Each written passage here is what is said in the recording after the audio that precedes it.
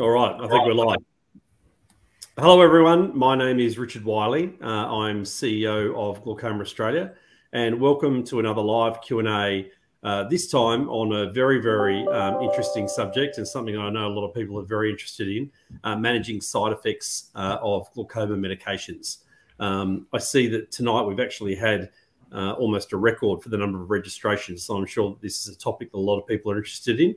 And we've had many, many questions submitted. So we're going to try and work through as many as we possibly can in the time allowed. So first, allow me to introduce our very, very special guest. So firstly, Dr. David Wechsler. He's an ophthalmologist based here in Sydney. And then also Professor James Armitage, who's a professor of optometry at Deakin University. So welcome, David, and welcome, James. Thanks very much, Richard. Yeah. Pleasure to be here. Thanks for having us. This is great. Yeah, it's great. No worries at all. I think just before we get going, I think there's some statements both of you want to make to that you're not aligned with any particular medications and things like that. Sure. Thanks, Richard. So look, thanks very much for the opportunity to share the stage and talk on this important topic. I just want to make the disclosure that this is just a general information only, and we can't give specific advice to people regarding their clinical care. But I have no financial interest in any of the products that we potentially might be discussing today. Thanks. Fantastic. All right. And yeah, and I'm very similar. No direct financial disclosures, but I do clinical trials for a number of companies that provide and sell artificial tears and lubricants. And so any advice I'm giving is, again, general in nature and not one specific product. Great. Excellent. Thank you. All right. Well, why don't we get on with it? So first and foremost, how common is it for glaucoma patients to experience side effects with their medications? So maybe I'll start with you, David. Sure. Look, the simple answer to that is very common. When we're starting people on treatment, we usually start with medical therapy, drop therapy, as opposed to laser or surgery. And people quite naturally have a bit of an apprehension about undergoing procedures. So in many ways, medication is seen as the lesser of two evils. However, that's not to say that medication can't cause various problems. So there's a range of side effects from the different classes of medication, but they are potentially very, very common. All right, excellent. And what are the sorts of side effects that people most commonly experience? Maybe James?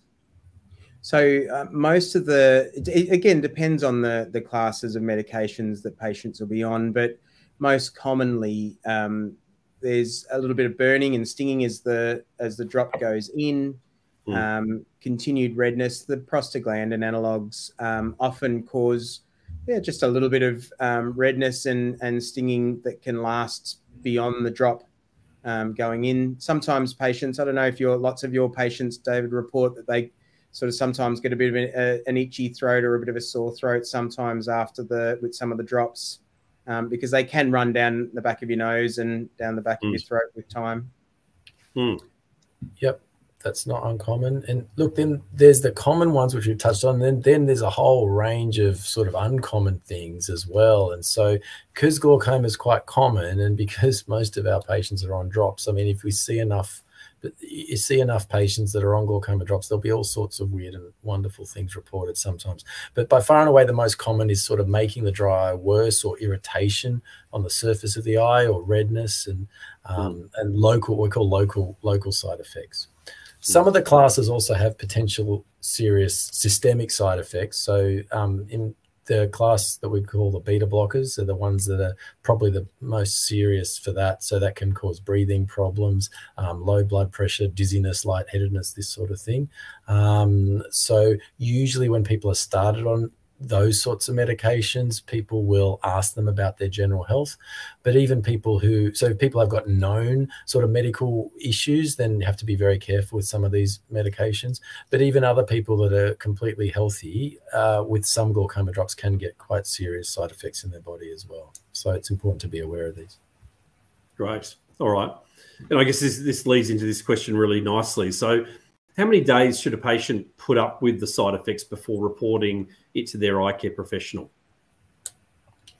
But maybe if I can jump in here. So if we're talking about a serious systemic thing like problems breathing or something that makes you really feel sick, I think you should let them know straight away. And if there's any doubt, stop taking the drop.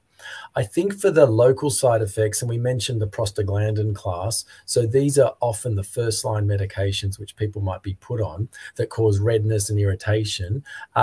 It's possibly worth persisting just for 1 or 2 weeks. That sometimes when these drugs came out, the companies were sort of saying that the redness sort of settles down a little bit after 2 weeks. So I think if it's not too intolerable and it's a local side effect rather than a serious sort of systemic side effect, that it might be worth persisting just for a little while. But if it doesn't feel right to you and you're not happy, then I think you should just stop taking it and let whoever put you on it know. All right, great.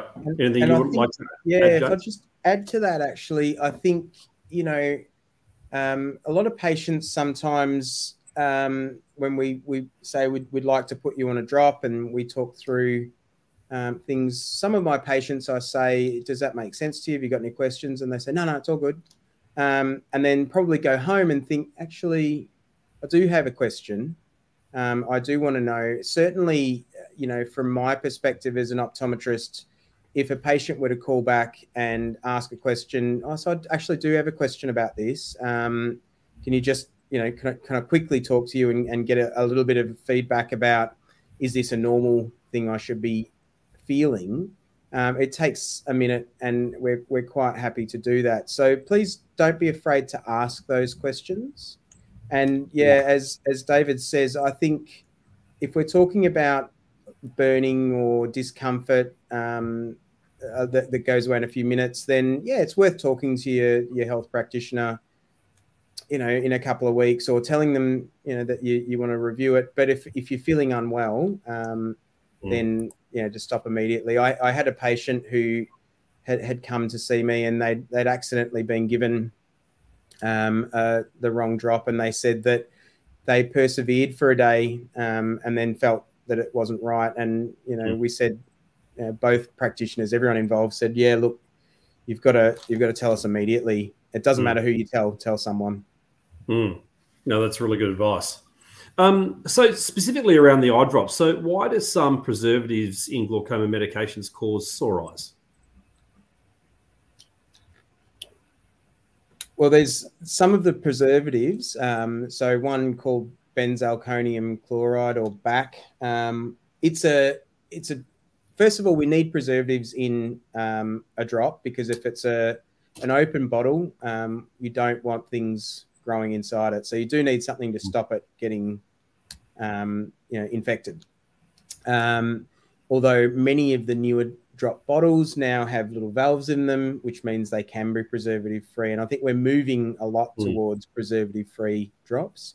But BAC is a known mild irritant. And so if you only take a drop a few times and then you don't use it again, the BAC probably, your cells recover and it's not a major problem. But if you're using that drop day in, day out for years, as many of our glaucoma patients are, then slowly you get this sort of, hypersensitivity to the actual preservative itself. And I know there are a number of other preservatives that are used, and some of them are a little bit less, we're a little bit less sensitive to them, but some of the major drops still use BAC in them.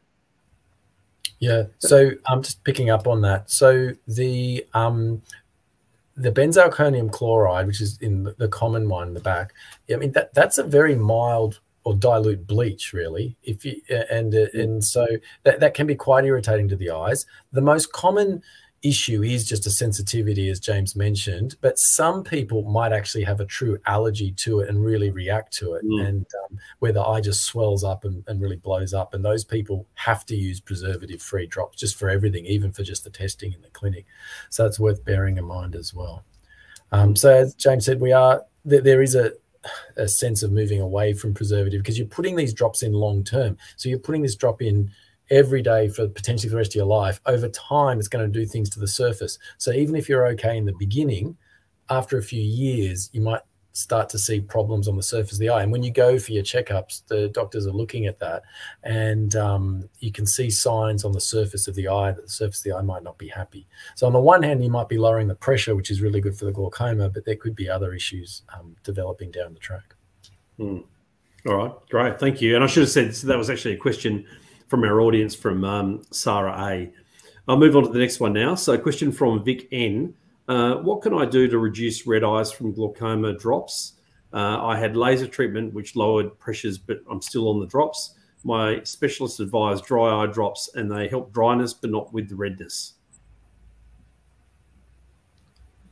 I don't know if you want to take this one first. And sure, I can jump on that. So we don't really want to talk too much about specific things, but in general, there's a few different causes for redness. So it can be dryness of the eyes, and when people are on glaucoma drops, that can exacerbate the dry eye state, which they may or may not have had anyway, but it can be quite common. Dry eye is extremely common in our society. It goes up with age. It tends to be more in females than males, especially in people after menopause, but it's very, very common. So often there might be dry there anyway, and just an extra condition such as treatment for glaucoma can make the dry eye more symptomatic. So red eye can be a symptom of dry eye. Red eye can also be just a side effect of the medication. So some glaucoma medications, such as the prostaglandin analogs, but not only them, even some of the other ones, they can just cause red eye as a side effect as well. In terms of reducing it, decreasing the need for the medication via a non-medicated alternative, such as a laser, is one option, but just depends on if you're getting your pressure down as much as you'd like to control the disease. Sometimes it's just a case that the only way to, if you've treated the dry eye, the only way to really get on top of it is to cease that medication or try changing it to something else. And we work with a lot of patients. We have a specialist dry eye clinic here at the university, and we see lots of patients who are taking drops for glaucoma and have dry eye. And in sometimes those drops are almost sort of working against each other. So on the one hand, we're giving you drops to try and improve your dry eye, and on the other hand, you're taking a drop for the glaucoma that is, perhaps promoting that red eye. That's what, again, a lot of people take their prostaglandin drop at night, so that some of that redness has gone away by the morning. So it's a little bit more, do it at night before, and then shut your eyes so that nobody sees them. But I'd encourage everyone, if it's redness and discomfort, it's come and talk to someone about getting a really careful dry eye workup. Not just I'll pop some drops in, but really thinking about what you're taking and how we can maximize the tear film function. All right, great. It is a good point, because the dry eye, it's an ocular surface inflammation in a way. And so a lot of the thinking about dry eye is that there's inflammation going on the ocular surface. I mean, redness tends to indicate inflammation. And so it may be that the dry eye needs to be treated more aggressively as well. That's the other thing, but that needs to be sort of looked at. Yeah. I guess it's just about keeping the lines of communication open with your eye health professionals and not suffering in silence if you don't need to. Very much so. Yep. 100%. All right. Question from Fiona. Can glaucoma eye drops cause a general feeling of being unwell, like kind of a sense of lethargy, low energy levels, and also low moods? And what advice do you have for patients who think it may be their drops causing these symptoms? Maybe if I can jump in here. So if I can take the second question first, you should definitely discuss it with your eye health providers. Even if you suspect, if you're not sure, you just mention it. If you suspect that it could be, the beta blockers in particular can definitely do that. And so if someone who was on a beta blocker was voicing those symptoms, I'd definitely be talking to them about it and thinking about maybe substituting it for something else. Sometimes just stopping it for a bit to see if it changes things can help confirm a suspicion. But that should be done in conjunction with the people that are looking after you, so that you can then sort of work out how important is it if you stop it, what's going to happen to the pressure? Will you do an alternative, or will you just take a break, the so-called drop holiday, you know? What about James?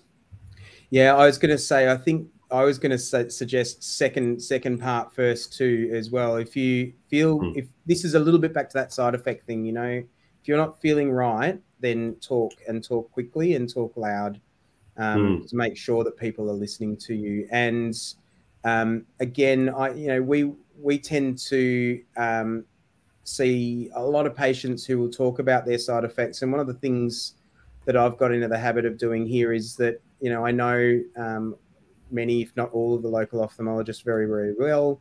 And so I'll ring them up and say, hey, this patient of yours has just told me that they're not, you know, that this isn't quite right.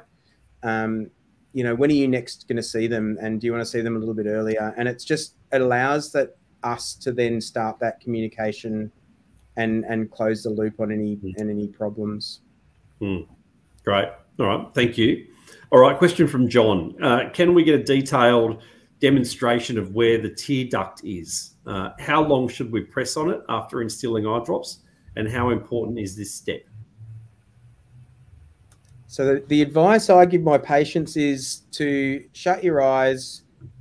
Now I'm going to cover my face so you're not going to see a thing, but effectively, you know, a thumb in that corner, and it's just gentle pressure, because the canaliculus, the punctum that drains your tears, is just in that corner next to your nose. So, you know, a thumb there, and now you won't see a damn thing, but finger there.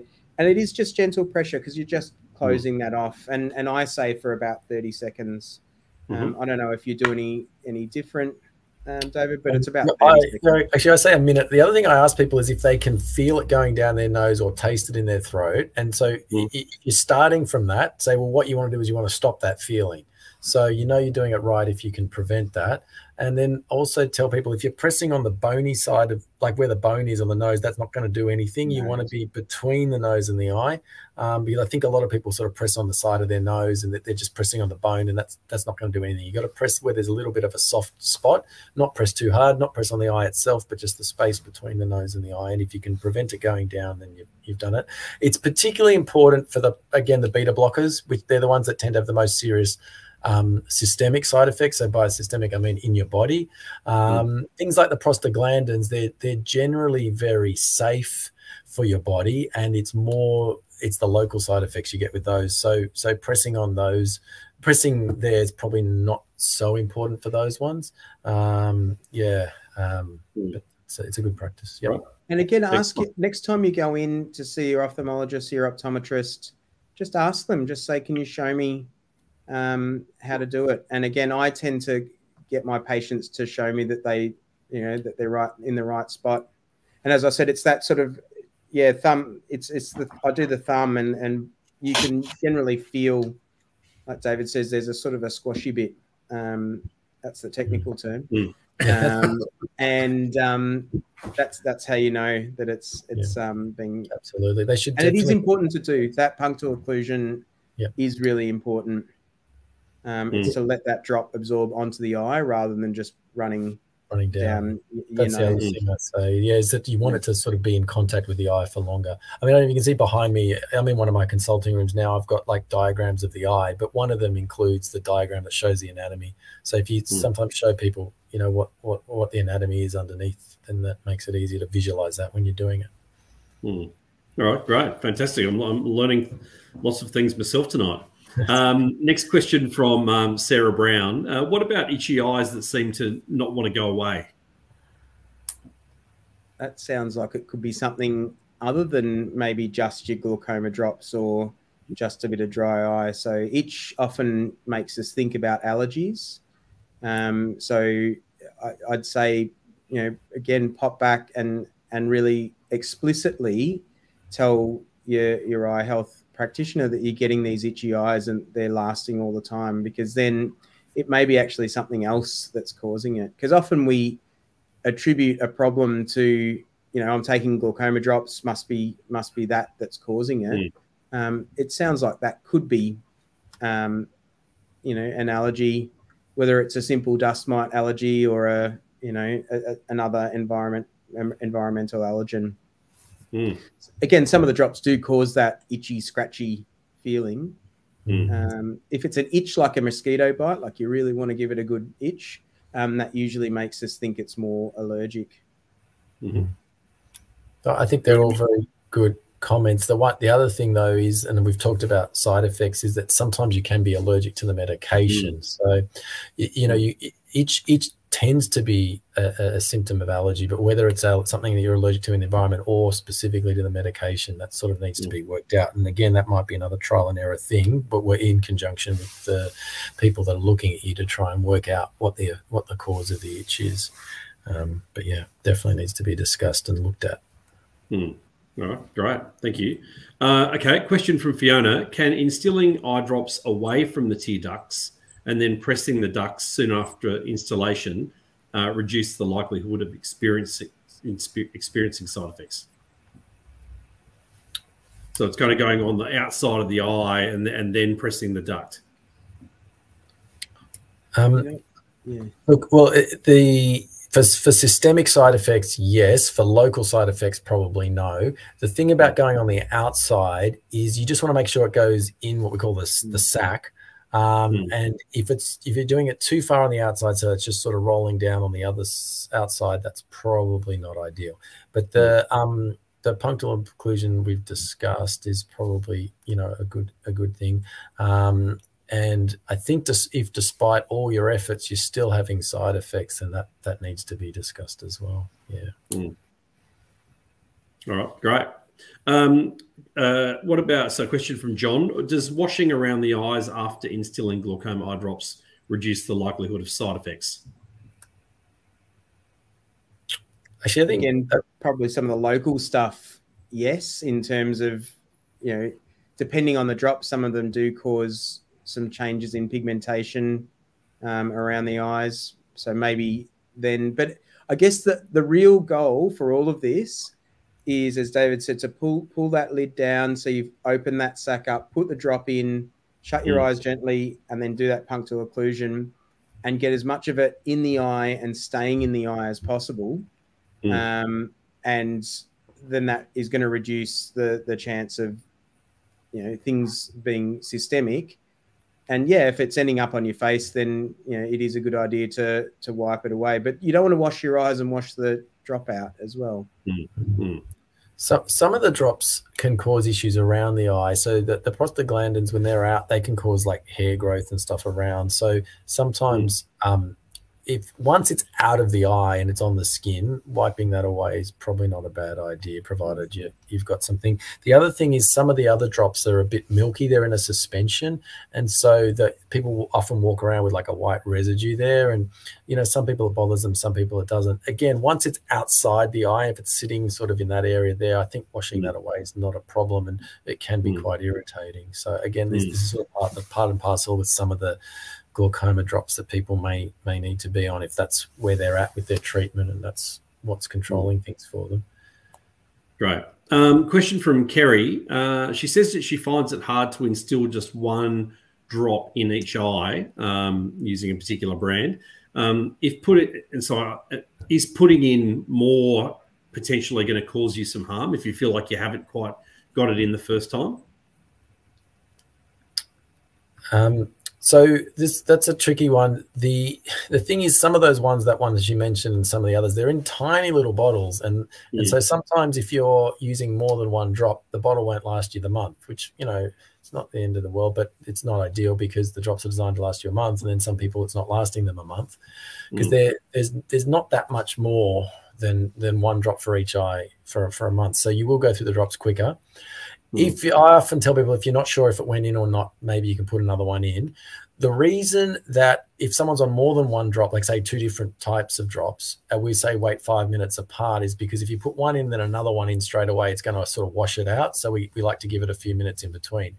So if you put one in of the one drop, and then you're not sure if it went in or not, so you put another one in, I think that's fine. You're not going to really get double the dose like into your eye. You probably won't.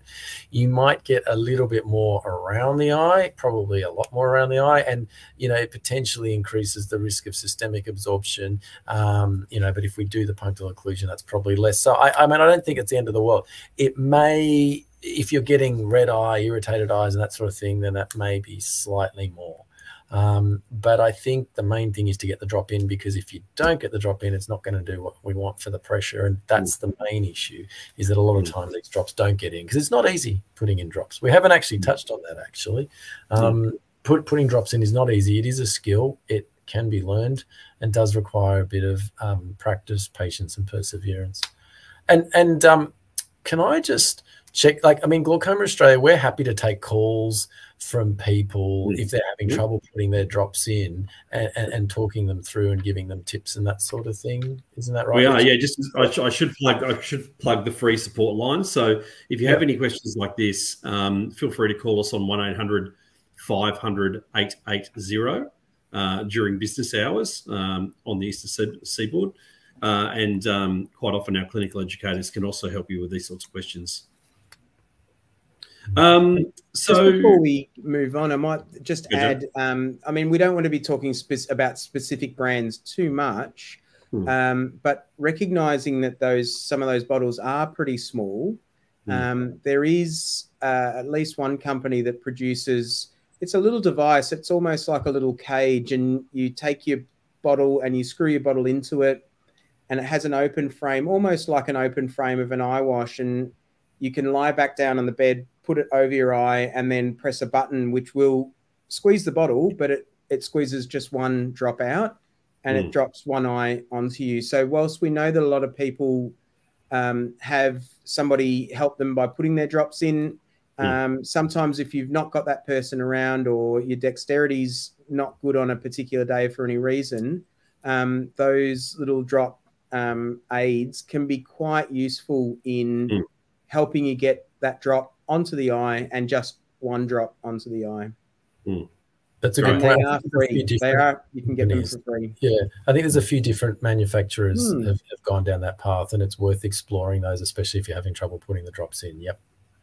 Yeah, I think we've actually got some eye drop aids on the Glaucoma Australia online store as well. So maybe get on there and see if there's something that might work for you. All right, next question. So some patients consider giving the glaucoma drops a break for a few days to figure out if the side effects are related to the drops. Can an optometrist help them with this decision? So look, I think yes is the answer, but you know, as optometrists, we always work really closely with an ophthalmologist, because you know, we're often in a shared care arrangement. So yeah, go and talk to your optometrist, or go and talk to your ophthalmologist and say, look, I'm getting these side effects. They can then look at your pressure and measure your pressure. And it's exactly as David said, you might have a little drop holiday and say, okay, well, if you don't put your drops in for a few days, do your side effects go away? And it's probably not, if it's a short period of time, it's probably not long enough for your pressure to rise appreciably. The main thing is, I guess, is to keep that communication open. So sort of don't decide to not go take your drops for a week or two, and then go and see your optometrist and tell them that you haven't done it for a week or two. And then, you know, so if you're going to do it, plan it and talk to them. And then, you know, if I know the patient has really great, you know, pressure control, quite stable, then yeah, I'll get in touch with an ophthalmologist like David. I'll ring him up or text them and say, you know, this patient's thinking about just stopping for a couple of days to see what the side effects do. What do you think? And I think the main thing is about keeping everybody in the loop, so that, you know, everything's controlled and everyone's aware of what's going on. Yeah, I think that's very sensible, and that also gives information. Like if someone then comes in later and they say, well, I stopped it, this went away, I stopped it, I saw my optometrist, the pressure did this, that's just a lot more information to help make decisions on what you do next, you know. Whereas if someone just turns up and they're uncomfortable or whatever, then you then got to start from scratch trying to work out, or they turn up and they've stopped the drops, and you know, you then got to sort of pick up the pieces and sort of take it from there. So. Next question from John. So if you stop putting the drops that cause side effects in your eyes, do the side effects go away, or do they stay in the system? And I guess what's the sort of washout period? Does it take a day or a couple of days? I think it'll vary. The answer is I think it'll vary, but the answer is it has to go away. Some things, though, actually I should say, so that we talked a lot about the prostaglandins. The prostaglandins over time can cause changes to the eye socket when the eyes can sink in a little bit, and that actually would be permanent. If you stop it, it will stop getting worse, but it won't really go back to how it was. So that's sort of a longer term change when you've been on it for a while. Things like red eyes, if you're getting a red eye from a drop and you stop it, the red eye will go away. It will. It has to, because the things will be out of your system. It's variable how long it takes to be out of your system. Other more serious things, like if we talked about with the preservatives and also with some medications, sometimes when you've been on medications for a really long time, it can take its toll on the ocular surface. And so again, if you stop it, it'll stop getting worse, but the ocular surface may never recover. In rare instances, you can, with chronic drop use, get basically a wearing out of the surface, which we call limbal stem cell failure.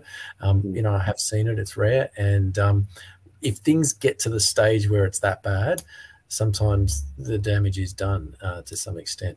But as a general rule, with most of the side effects, when you stop it, they get better. And same with systemic side effects. Like if a beta blocker is causing problems with breathing and then you stop it, then it's gonna go away. Great. What about patients that are going through the public hospital system?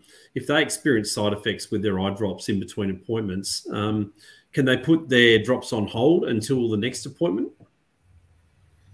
Look, this is tricky. I work in the public and in the private. I mean, the thing in the public is sort of getting access to people. It's a different way, right? But the thing is, you shouldn't, as with all these things we've said, you shouldn't be suffering in silence. So you could go to your GP, go to your optometrist. They can then advocate on your behalf and get you seen quicker. And if you really feel the drops are causing problem, then you should stop taking them, but that should be acted on fairly promptly so that you're not going for months and months and months without being seen or being assessed. Okay. So there are ways. I'd be going to the GP and the optometrist if you can't access, and if it's something really bad, going to the emergency department. But I would think that that's a fairly uncommon sort of drastic thing. But it happens. I mean, there are people in the public clinic that have been put on a drop. They've had quite severe side effects, and I think going to the emergency department is appropriate in that situation. And there'll always be someone on call that can be called that can address these things. If they're in the rare occasion that it's something that's that bad. Okay, it can happen. Yeah, and I think if, like we talked about at the start, if you're feeling really lethargic, if you're feeling depressed, if you're feeling short of breath or a bit wheezy, they're side effects that you don't want to have hanging around.